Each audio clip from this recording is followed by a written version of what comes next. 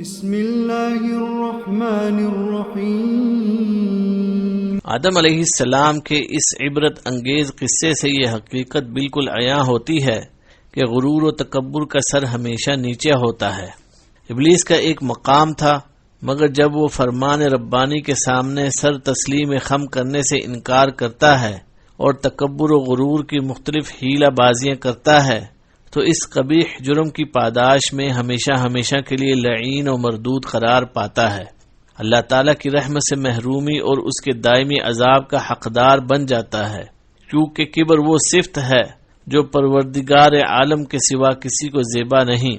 رسول اللہ صلی اللہ علیہ وسلم فرماتے ہیں، اللہ تعالیٰ فرماتا ہے، عزت میرا تہبند ہے اور کبریائی میری چادر ہے۔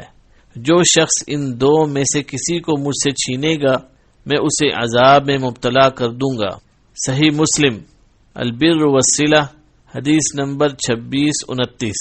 اس لیے اللہ تعالی نے شیطان کے فخر و غرور کے اظہار پر اسے لعنتی قرار دیتے ہوئے اپنے مقدس دربار سے نکل جانے کا حکم دیا۔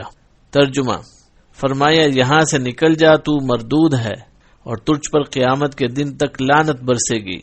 سورہ ہجر آیت نمبر 34-35۔ تکبر کی حقیقت واضح کرتے ہوئے محسن انسانیت فرماتے ہیں، تکبر حق کو جھٹلانے اور لوگوں کو حقیر و ذلیل سمجھنے کا نام ہے۔ صحیح مسلم الایمان حدیث نمبر 91۔ تکبر کرنا ایسا شنیع جرم ہے جس کا انجام جہنم کی بڑکتی ہوئی آگ ہے۔ رسول اللہ صلی اللہ علیہ وسلم فرماتے ہیں، کیا میں تمہیں جہنمیوں کے بارے میں نہ بتاؤں؟ ہر اکھڑ مزاج، حرام خور، موٹا غرور و تکبر کرنے والا جہنمی ہے۔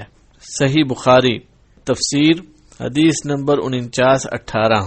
جبکہ تکبر کے برعکس عجز و انکسار اپنانے والا اللہ کے ہاں بلند مرتبے کا حامل ہے۔ اللہ تکبر سے بچائے اور تواضع اختیار کرنے کی توفیق عنایت فرمائے، آمین۔ تکبر کے مظاہر میں سے ایک چادر یا شلوار وغیرہ کو گھسیٹ کر چلنا بھی ہے۔ یہ کتنا قبیح جرم ہے، اس کی نوعیت رسول مقبول صلی اللہ علیہ وسلم کے اس فرمان سے بآسانی معلوم کی جا سکتی ہے۔